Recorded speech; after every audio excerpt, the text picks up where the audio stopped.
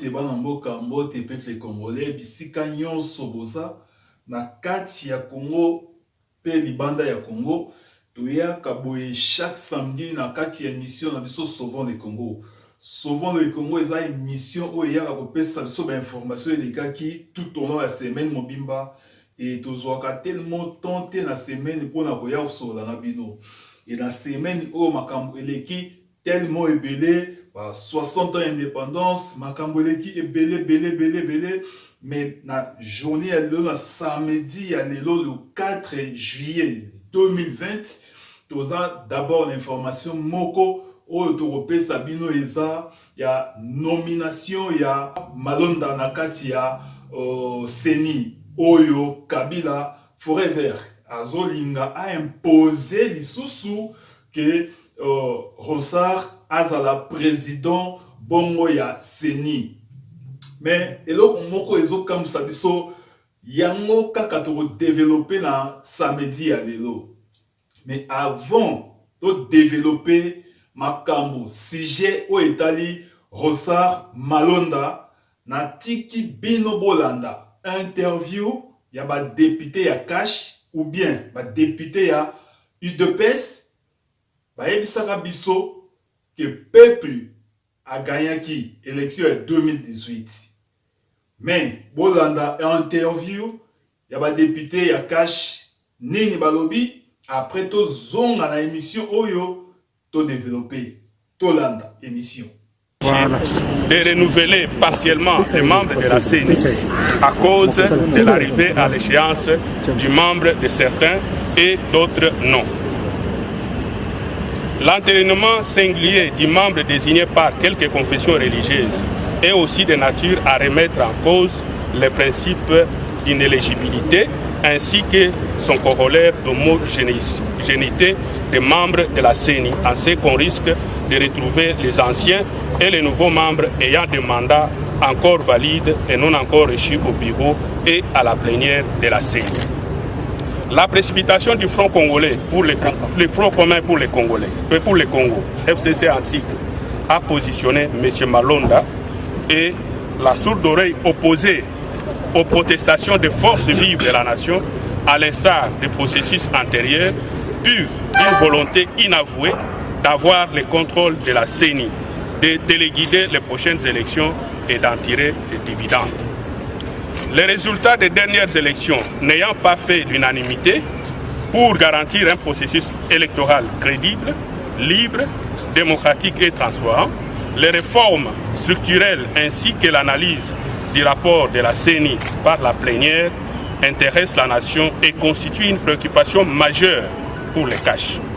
Le passage en force et l'intérêt du FCC au remplacement d'un seul membre de la CENI désigné par une composante et suspect comporte tous les risques d'effriter la confiance déjà érodée à l'organe chargé d'organiser les élections en République démocratique du Congo.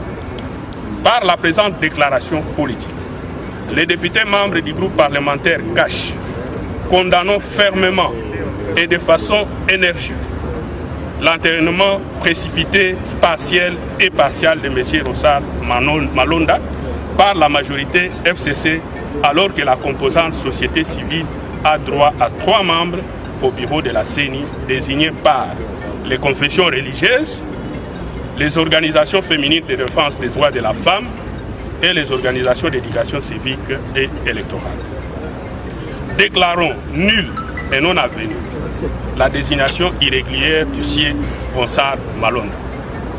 Recommandons au président de la République, chef de l'État, de ne pas procéder à l'investiture de M. Ronsard Malonda, dont la désignation n'a pas obtenu le consensus des membres de sa composante, pour assurer également l'observation scrupuleuse de la loi organique en la matière qui recommande la désignation de tous les 13 membres au même moment. Ceci permettra à l'Assemblée plénière de la CENI homogène, composée de nouveaux membres, de jouer pleinement son rôle de conception, d'orientation, de décision, d'évaluation et de contrôle de la CENI. Prions la Cour constitutionnelle de ne pas recevoir le serment de M. Ronsard Malonda, contester vigoureusement par les grandes confessions religieuses, à savoir l'Église catholique, l'Église du Christ au Congo en cycle ECC et la société civile. Recommandons à la société civile de convoquer régulièrement ces assises pour procéder à la désignation de ces 3 membres comme l'exige la loi. Tiendront responsables et comptables les FCC de toutes les conséquences fâcheuses qui résulteront de cette démarche cavalière. Au peuple congolais de se prendre totalement en charge et de barrer la route à toute personne ou groupe de personnes déterminées à asséner sa souveraineté, la démocratie et l'état de droit. Ainsi fait à Kinshasa, le 3 juillet 2020, le groupe parlementaire cache ses députés. Je vous remercie. Merci beaucoup. Je pense que Touti Bongo Kolanda, député à cache bazoboya Rosar Malonda na tête ya Oseni ya mboka na biso Congo démocratique. Mais tozonga mukie na sima na 2018. Qui est Rosar Malonda? Rosar Malonda a cerveau moteur, le superviseur. Il y a 3 élections. Il y a mboka na biso oeleki 2006, 2011 et puis 2018. Ba tricherie nyonso o eleki na kati ya ba élection misatu wana, le cerveau moteur o ya pesaki malumalu, o ya pesaki ngoi mulumba, o ya pesaki nanga ba résultat wana eza Rochard Malonda. Malonda aza mutu oyo ayebi bien makambo o esalemaki na ba élection nyonso misatu. Tozwa ba élection mibale ya 2006 na 11 totia sima. Tozwa élection ya 2018. Na 2018, peuple lobaki Kabila a triché, a sololi na Tshilombo, enfin que a se maintenir na Congo. Mais batu ya Tshilombo, batu ya Kash, batu ya IDPS balobaki balobi, cette fois-ci le peuple a gagné. Cette fois-ci le peuple a gagné. Nani apesaki o victoire na peuple wana ki Malonda oyo bino bozoboya lelo. Malonda oyo bino bozoboya lelo eza oyo biso peuple to boya kilobi na 2018. Lorsque le peuple gagne, ça se voit et ça se sentit. IDPS eza peuple te. MLC eza peuple te. INC eza peuple te. Tango peuple abimaka na balabala eyebanaka. J'ai toujours dit que UDPS ba militant la union so ba kokisi même pas 10% ya population congolaise. Et ce qui UDPS qui sali ba coopération na ye, bon le ballon tient la mitou ya peuple te que le peuple a gagné, le peuple a fait ceci. Pour la intérêt na bino, bozo sacrifier intérêt ya peuple. Félix Félix a gagné l'élection. Mais Moutou Azaki cerveau moteur, le superviseur de l'élection ya Félix. Yé Walande bazo tchaye lelo président ya Seni. Pourquoi bozo boya? Ekangi bino miyibi. Muyibi alingaka te bayiba e. Noki alingaka te baloka ye. Lobi peuple lobaki ke bo tricher, bo boya ki bolobi. Félix a gagné, le peuple a gagné. Mais lelo bozo zonga na sima lisusu bolobi. Malonda akoki jamais azala na place yona parce qu'elle est kabiliste. Mais hier, alongisaki opposant Félix, opposition lobby et gagnant qui? C'est possible, le lobby peut opposition peut gagner des sous. Botika Malonda dans la place yona. bozo boya pona nini? Ezo pesa nga kanda ndenge bozo lobake soki FCC et maintenir Malonda, vous allez faire sortir le peuple dans la rue. Bino bozo manipuler peuple, on a bozo mona peuple, on a ya ba koko na bino. Peuple congolais a comment donc jouer na bino bon manipuler kaye air nyoso peuple congolais na ba koko na bino. Ya ba intérêt na bino soki simbi bokimi, soki simbi te boye pa ya peuple congolais. To yebisa ki bino lobby que élection 2018 où ils ont manipulé, ils ont triché, ils ont tellement monnaie. Vous voyez, Félix a gagné, c'est le peuple congolais qui a gagné. Et n'a pas ça qui Félix victoire. Ils ont Malonda, oh, Bosobo et Lelo. C'est-à-dire, vous voyez, qui lobby que Malonda na Kabila, basala ki ba magui na bango, pour na ba Félix Liboso, enfin que ba aveuglé peuple congolais. Et ce n'est pas tout le peuple qui était aveuglé. Et ça qui IDPS, un groupe, non, même pas 10% y a peuple congolais. Moutezala qui aveuglé, mais les lobozo ya kozonga bolobi, so qui va maintenir Malonda na kati ya présidence, boko bimisa peuple congolais. Oye ko bimambala oyo, ya bana na bino.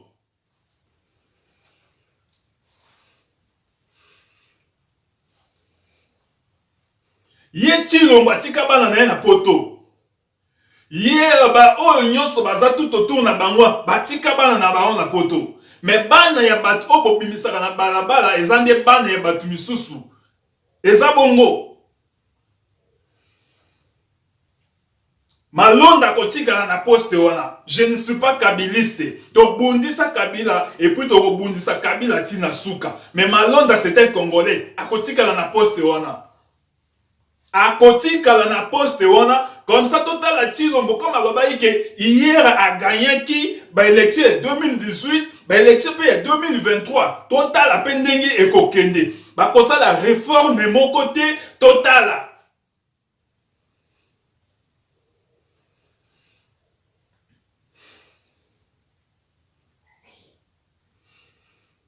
Moutou a facilité batou elle a facilité tricherie en 2006 ba maintenir yeona a facilité tricherie en 2011 ba maintenir yeona a facilité tricherie en 2018 bolobi le peuple cette fois-ci le peuple a gagné. Lorsque Nazolanda Batuneti ba Eliezer tango ba proclamer Félix Tshisekedi Eliezer azolo bayango félicitons Joseph Kabila. Mais lelo na ba émission nyusu Eliezer azolo banini ezana ba député mususu ba votaka bango te. Mais tozana bango na niveau ya Assemblée nationale. Oyebi kezana ba député mususu ba votaka bango te oyebi yango ndeko Eliezer. Mais tango tolobaki ki tricherie ezalaki boboyaki yango. Boyebisa biso tricherie yango ezalaki na niveau nini? Ya députation kaka ya législatif ezalaki kaka na niveau ya législatif ou bien ezalaki pe na niveau ya présidence.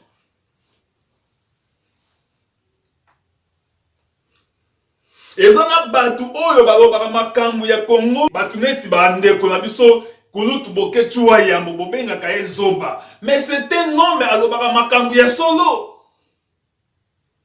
Makambo ya solo. Eza mutu oyo alobaka makambo ya solo.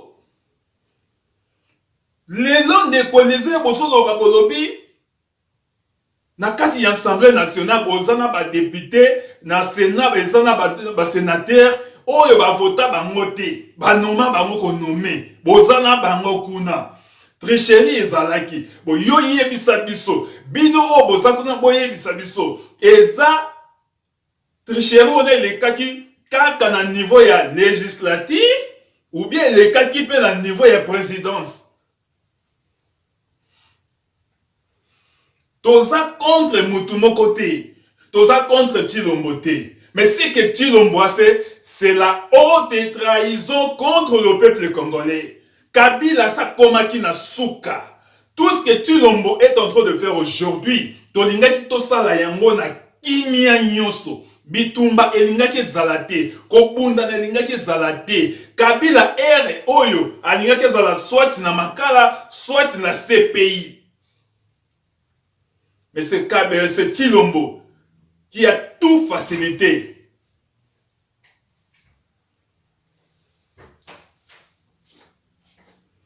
Ça fait mal. Ça fait mal, il y a comme on a peuple moko boye. Et donc, ils ont pembe. Et là, ils ont pembe boye. Mais azoye sabino, bazoye sabino babi, ils ont mouindou. Peuple oyo eza na sima ya Tshilombo nyonso. Je m'appelle Tshisekedi, je suis Tshisekedi. Moi, je suis Tshisekedi. Moi, je donne mes mains à Tshisekedi. Je soutiens Fati. Ozo soutenir Mouyibi. Le débit a été le voleur na souka na kozala Mouyibi. Rochard Malonda oyo bozo boya lelo. Ye muta facilité Fati wana akoma na place wana. Bolibisa kibiso ke Fati a gagnaki. Boti kato kende.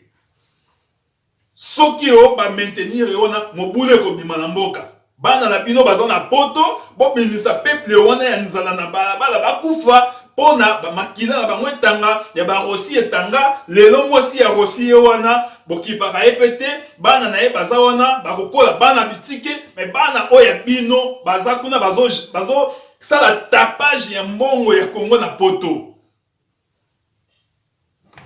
Tola kanda na bino.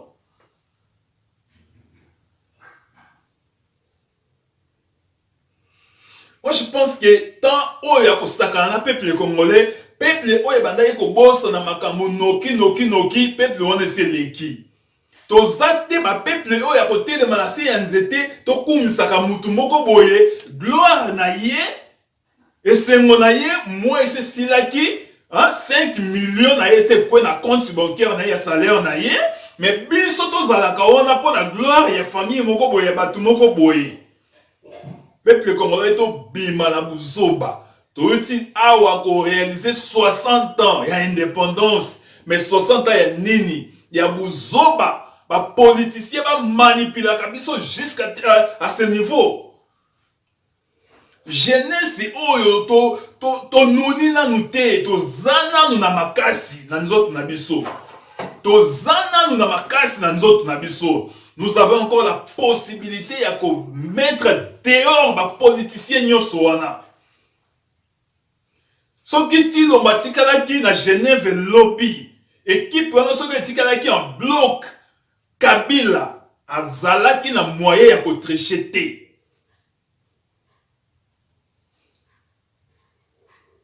Mais tala lelo. To komisi Kabila roi.